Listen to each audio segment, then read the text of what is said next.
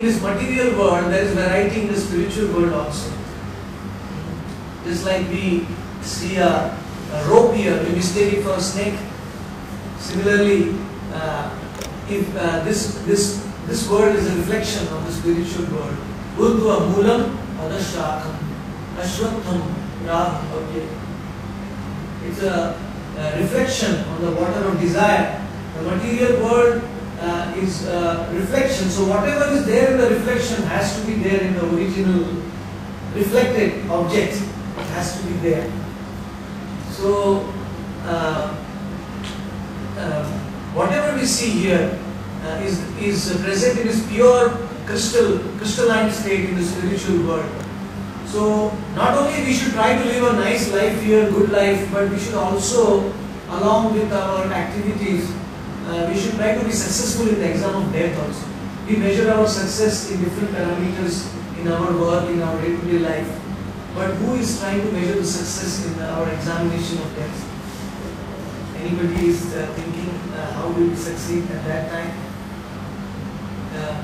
That is very important also, because this human life is only a spark of lightning. It's only 60, 70, 80 years in our eternal existence of our soul. This life is only a minuscule, 70, 80 years. Our soul is eternal. Our soul has taken so many different bodies, so many different lives. So, I mean, this tiny period, in this, we should not take it for real. I'll give you an example. If you sleep in the night and you get a nice dream, if you have a nice house, nice job, do you get fully involved in that dream? Shall you work hard to make your house and even your family and everything, and you work hard the whole night in your dream to really make it very nice, and suddenly you get up in the morning, what happens? Everything is over. It's over. All your hard work is finished in a moment. It's time when you wake up in the morning. Similarly, it's going to be with all of us.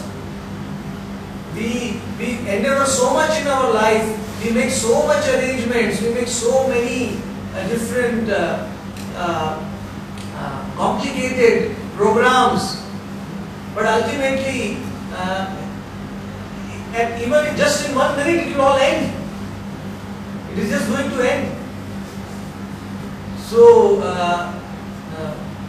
why not we try to try to understand this point and try to prepare for that event also, as we are preparing for our events in our day-to-day life. Why don't we prepare for that event also? Actually, this principle cannot be realized by every person in this world, because Lord Krishna himself says, Manushyanam sahasreshu kashchit yatati siddhaye yatatam api siddhanam Kaschin Mamreti Tattvataha. That out of thousands and millions of people, only very few will try to prepare for their death. Will try to prepare for a higher destination. Will try to see things in a longer, bigger perspective.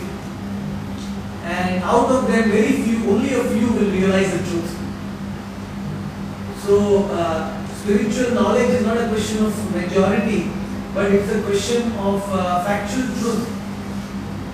Like a monk like me, his duty is not to speak palatable words to whoever I meet. There are so many people who flatter you in this world, so many people who speak nicely to you in this world. But a monk like me, I have to go to people and make them realize the truth. Sometimes the word may feel bitter. Why is Swamiji talking about death? I am so young right now. Why is Swamiji speaking about the soul? But the duty of the Guru or a spiritual person is to actually enlighten the person, enlighten the souls by spiritual knowledge, even though it may be bitter in the beginning, but it is nectar in the end. Lord Krishna says in the Gita that spiritual knowledge may be bitter in the beginning, but it is nectar in the end. Whereas this material world is nectar in the beginning, but in the end, we give up everything. It becomes very bitter. At the time we die, we call out, please, please, I want to stay for a few more days. It becomes, everything turns bitter. We have to leave. So, spiritual knowledge one should try to understand, and becoming serious in spiritual advancement along with our day-to-day lives, it means that we not only improve this material world but also prepare for our journey to the spiritual world. Thank you so much.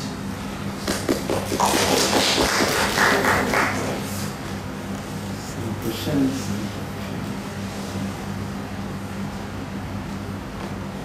Please feel free to ask any questions.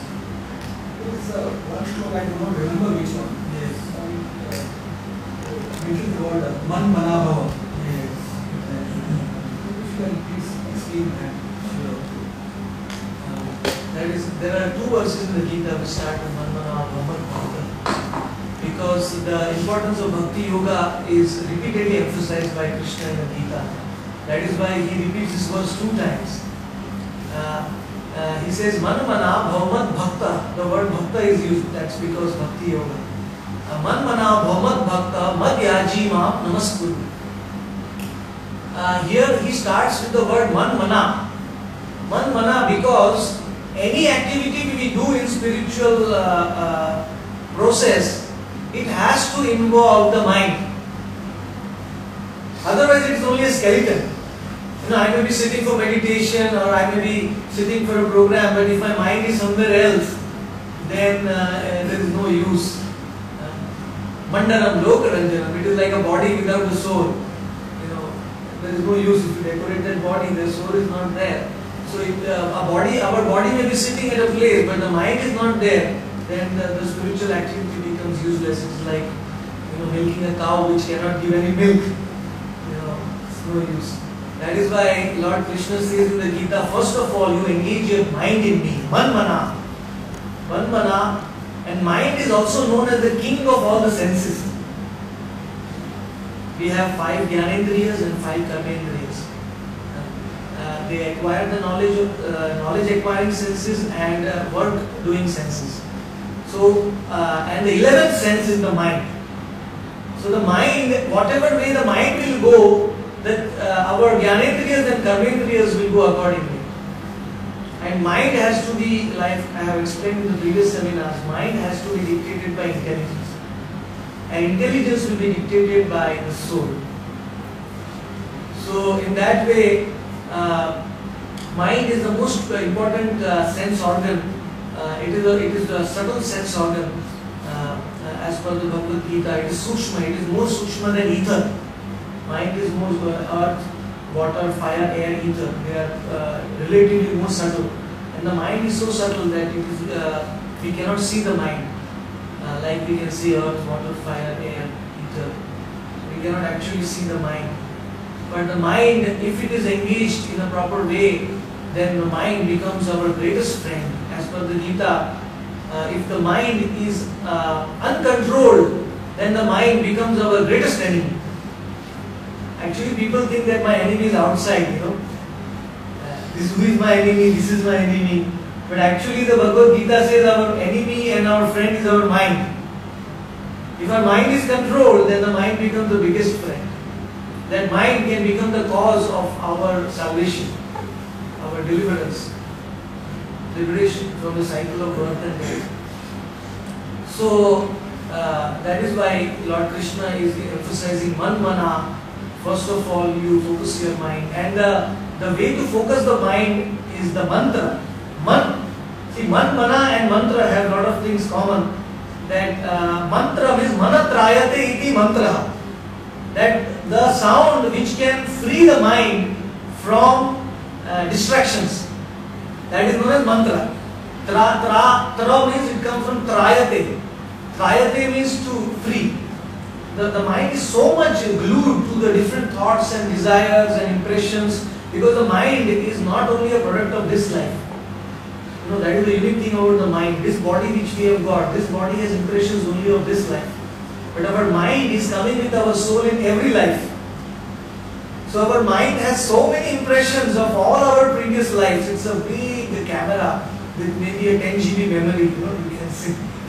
It has so much memory of all the different lives that the mind can lead us anywhere at any time. It is Vayu Namam Ivambasi, or Krishna says in the Gita, just like a boat in a thunderstorm. It is like turning here, there, here, there. If one moment is enough for our mind to totally destroy us. Like people, they get a desire to commit suicide in a moment and they do it and they get finished. So if the mind is not controlled, then even one moment is enough to really ruin us.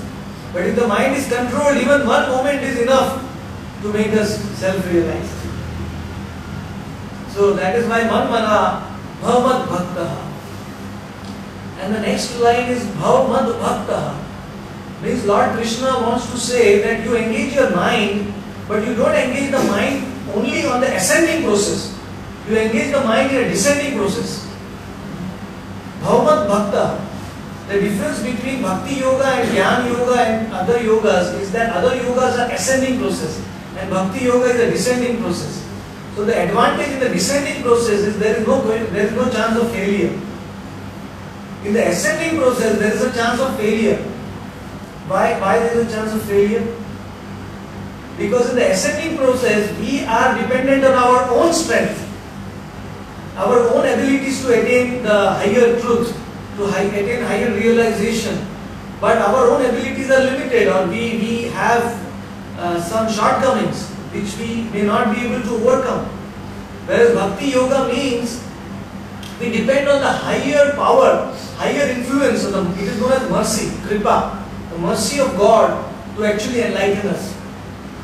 We engage our mind in Him, we engage our mind in Him during all our activities. See, the beauty of this verse is Manmana.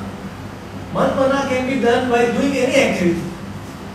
You see, your mind can be focused on God, on the Atma, on the soul, while doing any activity in this material world.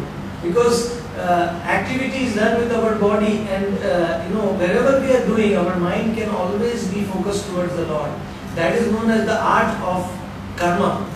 Art of karma means you perform your actions, but you perform your actions with the right consciousness. Your consciousness will determine the results of your actions. So that consciousness of the mind during performing our actions is very important, because it will determine what reactions we will get from those actions. So if our mind is and mama means me. Krishna says mama mana means focus your mind in me. So here Krishna is establishing that he is God. He is saying Bhavamat Bhaktaha, and but you don't think that simply by focusing your mind on me, you will attain me. You still have to depend on my mercy. Bhavamat Bhakta. Just like I was explaining yesterday in a Shuddhi's home to the assembled people, that when we go to America, we may be highly qualified. We may be having all our credentials, but can we enter the country? We require approval or a confirmation from the government of America, visa or passport. Unless they approve, we may be having all the qualifications in this world, but unless they approve, we cannot actually enter the American country. Similarly, spiritual realization is, there are two factors, our endeavor, and secondly is the mercy from above, the power of God, the power of infinite. That is very important. Both factors should be considered. Those who think that I will attain any kind of spiritual realization just on the dint of my mercy, I don't have to go to a teacher, or I don't have to even depend on God, they will never be able to attain the highest absolute truth. Because the second factor of the mercy coming from above is neglected. So, Bhavamat Bhaktaha Mad Yaji Mam Namastu. And then the second line is saying that you offer me obeisances. Lord Krishna is saying, now there is a meaning to this. It means that spiritual realization can be attained by becoming humble. Like water, if you see, water flows directly from top to bottom. So similarly, spiritual knowledge also has a tendency to flow from a higher source to a lower source. As if the recipient source is thinking I am very high, then there is no flow from the higher, because it's not possible. In the Bhagavad Gita it is said that Jnaninas Tattva Darshina, a self-realized soul will impart the knowledge to a student. When the student will say, Pariprashnena Sevaya, when the student will say that, please instruct me, when the student accepts a lower position, then the knowledge will flow. A person came to the Guru with having his own conceptions. So the Guru told him, my dear student, can you go and give me some drinking water? So he went to a tap and he filled the drinking water and brought it for his Guru. And the Guru took his kamandalu and poured more water in the glass. So the disciple is saying, why are you pouring more? It's already full. So the Guru said, you come to me after, first you give up your misconceptions and then you come to me. Then I can give you the real knowledge. First you understand that you want to know the real knowledge. If you think you already know everything, then there is no need of coming to me. It is not required. So that is why it is said, Mama Namaskuru, offer obeisances to me, accept the humble position. Arjuna, the whole Gita was not spoken until Arjuna gave up the Dandiva and said, I don't know anything. Please instruct me, what is the right, what is wrong? Shall I fight, shall I not fight? As long as he was making arguments in the second chapter, in the first chapter, if I kill them, I will become contaminated by the blood of all my relatives, etc. Lord Krishna did not speak the Gita. So, I can explain actually one Gita verse for many, many hours. Every single syllable of Bhagavad Gita is so imbued with spiritual knowledge and realization. It is described that if you have even one akshar of one verse of Gita in your home, all the devatas and all the auspicious things reside in your home. What to speak of the whole Bhagavad Gita? If you have even one syllable of one verse in your home, then our home becomes a temple. It becomes very auspicious. Is there only a few out of the thousands or hundreds that can be in Akshay? Is that works in Gita? It's okay.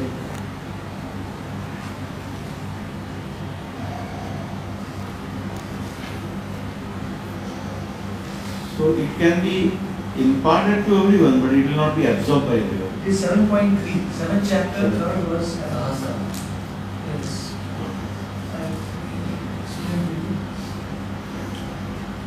Out of many thousands among men, one may endeavor for perfection, and those who have achieved perfection, hardly one knows me in truth. So,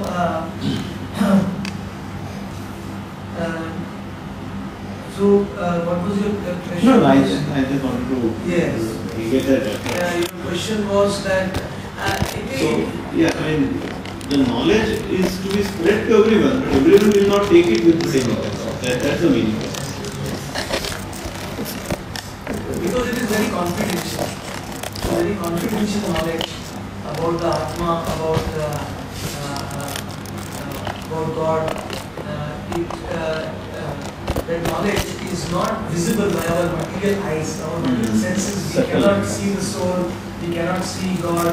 So people will not accept. People want to accept what they can see right now. But Bhagavad Gita says you can become trained to see the soul. You can become trained to see God. But you require patience for that. And people don't have patience nowadays. Right, so ironical that everything that we actually want, we cannot see.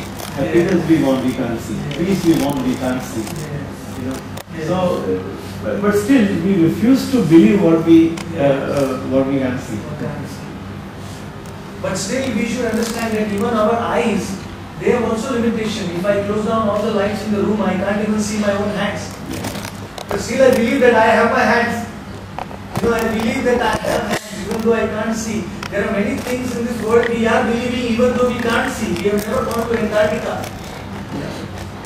We have, we have not seen so many things which we, and our sense perception is highly imperfect also. Like if we depend on our eyes to know the diameter of the sun, what will we say? It's like a ball. Our eyes, if we simply depend on our eyes to see how big is the sun, we will say, oh, the sun is just like a ball. But we know that is not true. It is huge, it is big. So our eyes are cheating us with the perception of the sun. So even our senses are not fully perfect. So how with imperfect senses we cannot realize the perfect knowledge. That is a problem, and that is why this knowledge becomes difficult to accept for, even though it may be given to everyone. It becomes people tend to accept easily things which they can see, which they can do, which things are happening in this world.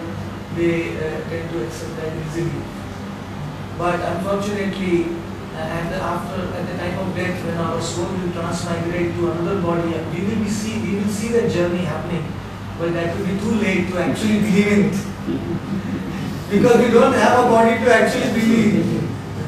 So it will become too late at that time. Maybe anyone who goes can tell us. Yeah, but he cannot come back. So we can't even depend on them.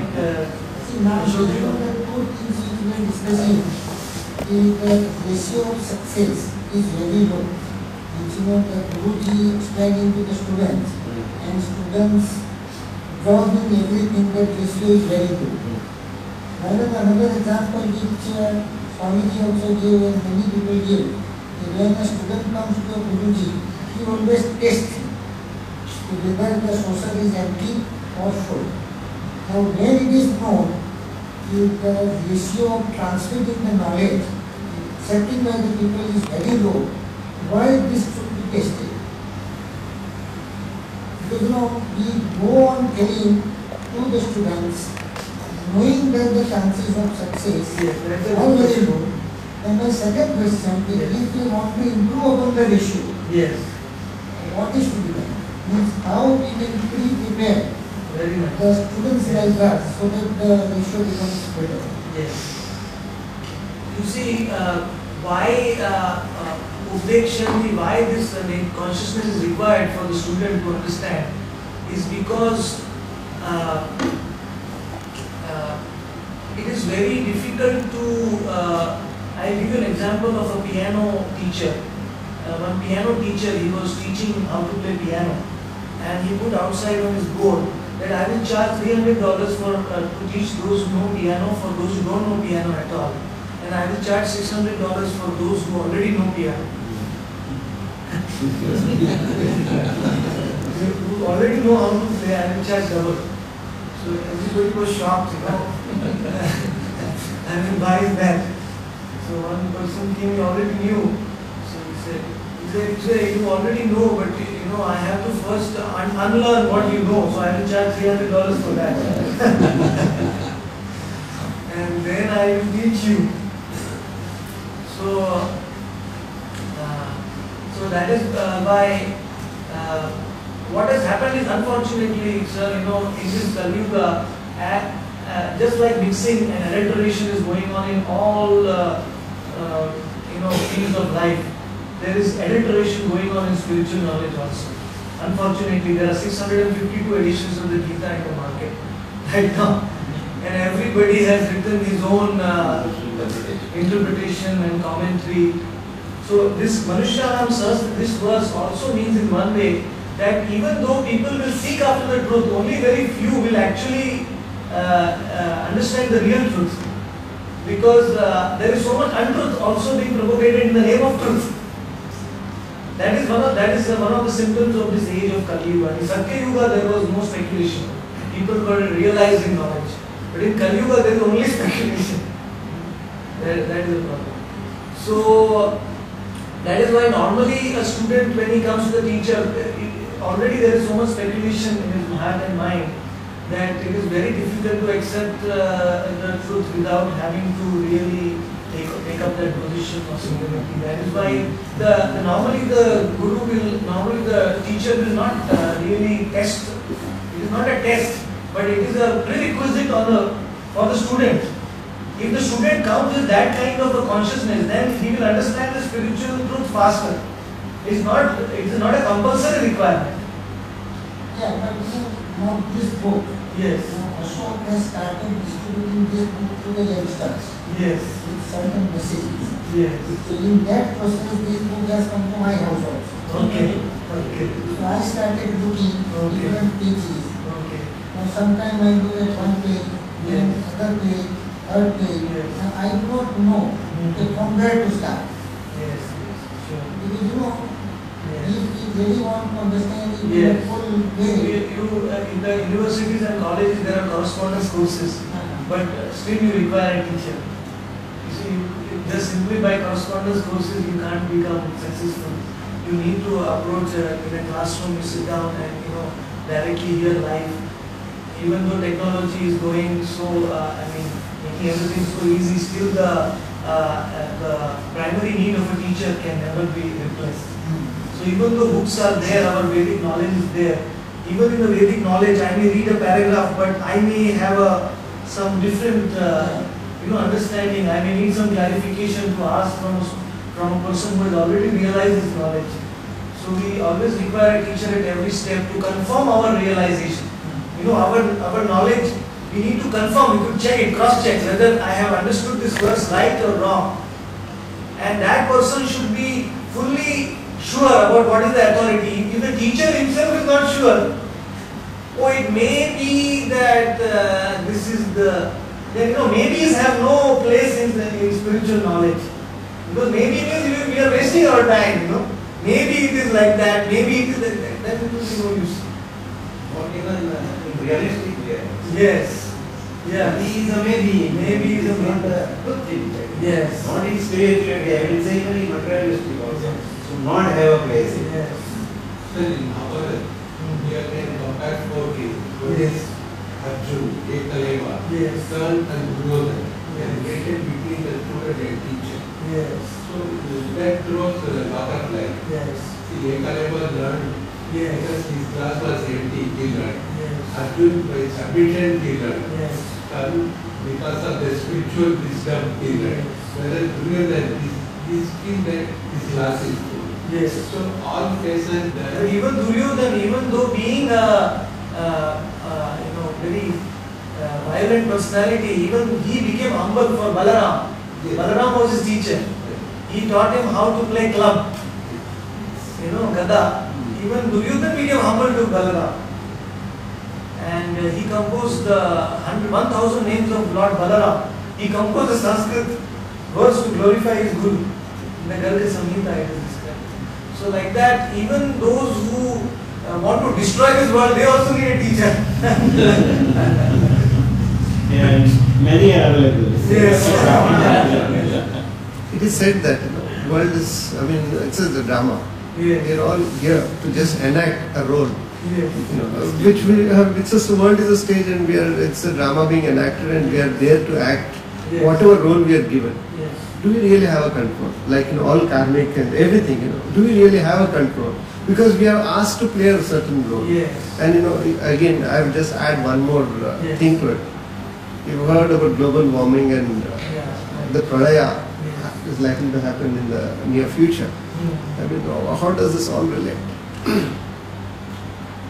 Regarding your first point that life is a drama, that is good. That we have to take part in the drama once we have taken up this body, taken up this position. But the main problem arises when we think that the drama is real.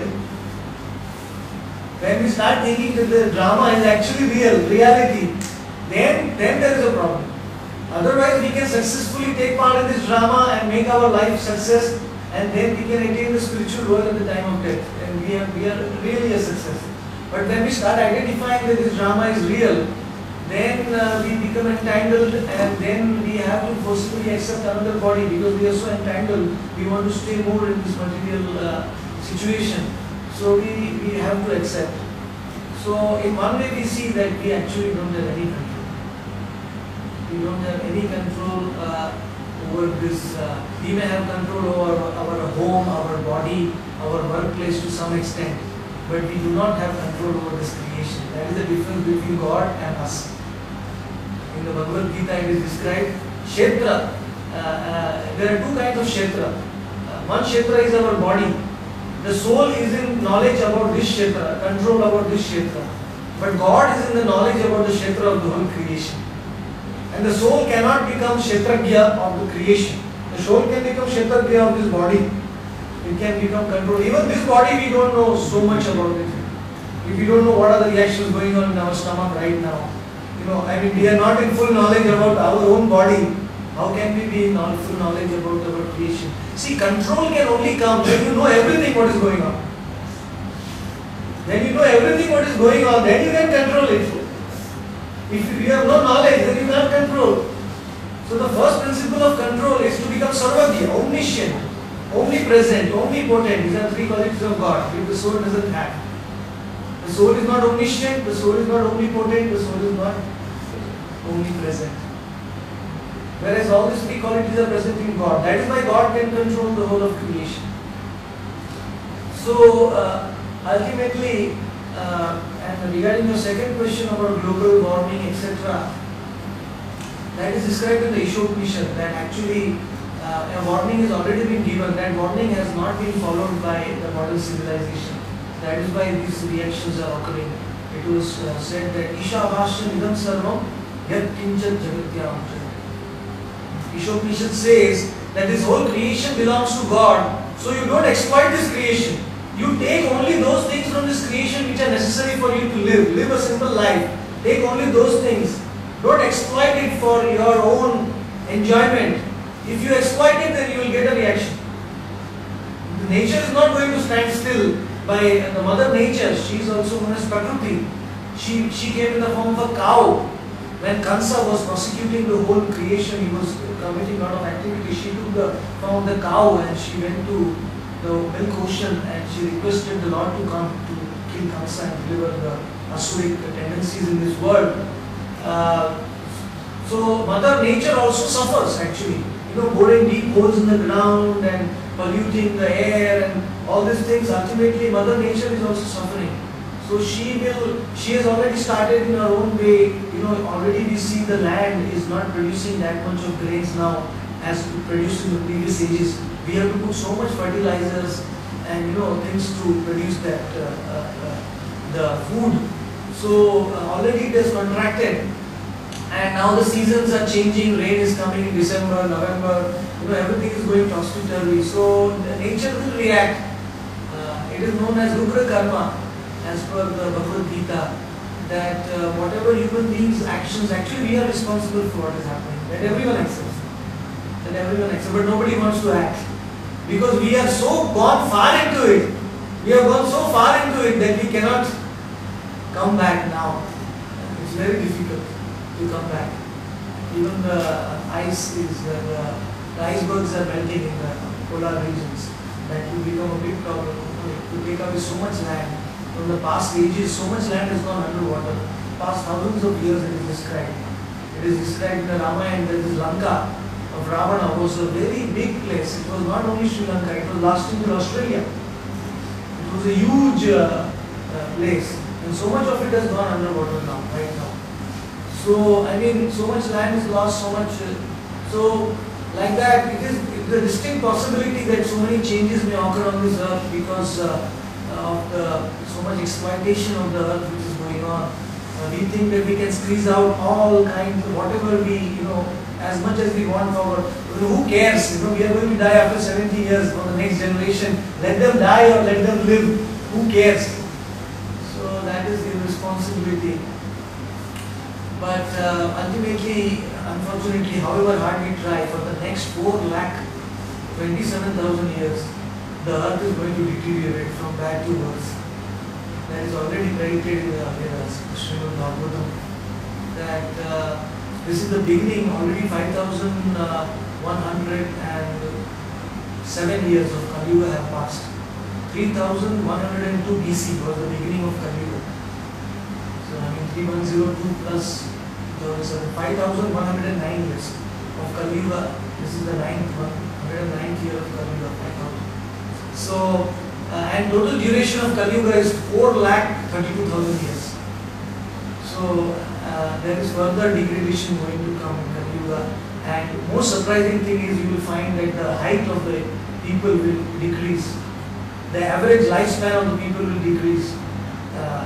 In the beginning of Kali Yuga, the lifespan was 100 years. Already we have 60-70 years right now. And it is present even in the Linga Puran that at the end of Kali Yuga, people will be 20 years of age maximum. 20-25 years like that. And people's height will decrease gradually. And there's so much degradation will occur. There will be no security in life, no jungles, all the trees will be cut down, and people will have no peace, and it will become all artificial living.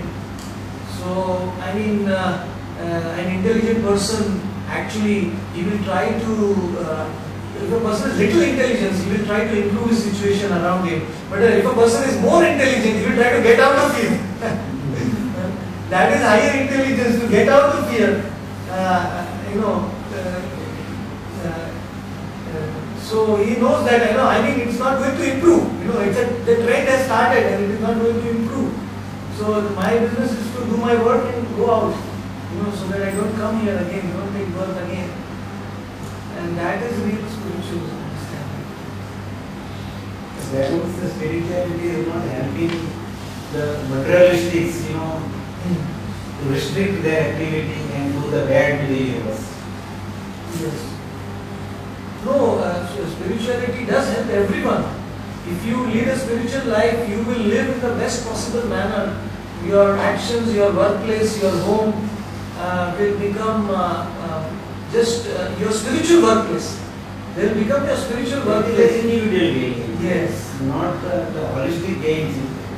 See, as a universe, as a global peace and all those things. The main result of spiritual knowledge will be the reduction of greed mentality in our heart.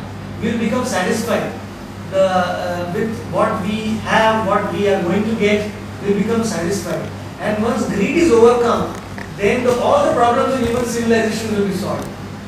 The greed is the main principle. Why global warming? Why tsunami? Why these problems? Because of our excessive greed. We want to exploit the resources, and because of that, the reactions are coming. But a person in spiritual knowledge becomes free from greed. He knows that everything belongs to God. I accept, I enjoy whatever I need, but I don't really exploit it. Because the property belongs to God. I cannot exploit God's property. So the greed diminishes by spiritual knowledge. And when greed diminishes on an individual level, automatically it will become on a collective level, can only be started on the individual level. If the individual will not start, how can you expect a group to benefit? It has to be started on a one-to-one basis. So gradually on a collective level, one will be able to see the benefit. But for that, one has to start ourselves. How does one find out who is the guru? How does that was actually the second part of this question also. And how do we find out? How do you look when you go to look for a job, or look for how do you really go for that? When suppose a company is giving you an offer, how do you first you try to find out? Similarly, in the Bhagavad Gita, it is said if we go to search for 24 karat gold in the market, first we should know the characteristics of that gold. Unless we know what the characteristics of the gold are, what are the features, how to identify that, we can't actually identify it. So that is why this Bhagavad Gita is there, the Vedas are there, they are the manual which we should read to understand the characteristics of a bona fide teacher. But which one? You right now said there are 652. Yes. So which one? I recommend this Bhagavad Gita as it is. As it is means there is no mental interpretation in this Gita. It is written by Swami. It is one of the most authentic Gitas in the whole world. It has been translated in around 50 languages all around the world. One of the most popular selling Bhagavad Gitas. But the popularity is not the most important thing. The most important thing is as it is. There should the writer, the translator and the commentator of the Gita should just present the Gita as Krishna wanted to actually present it to Arjuna, without any mental speculation, without any mental adding our own. So Swami Prabhupada has presented as it is with full authentic nature, because Swami Prabhupada himself is not written this Gita on the basis of his own understanding. He is in fact